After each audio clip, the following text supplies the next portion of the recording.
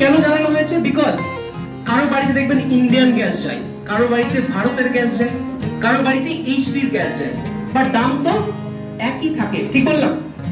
আপনি যে কোম্পানির গ্যাস কিনবেন দেখবেন দামটা একই থাকে।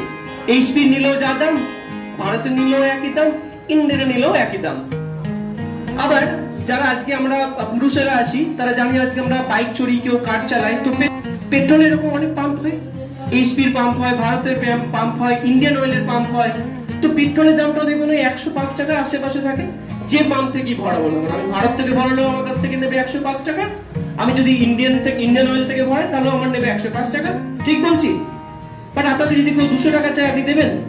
কেউ দেবেন না, বিকজ আপনি সঠিক প্রাইস জানেন যে গ্যাসের দাম কত, পেট্রোলের দাম কত।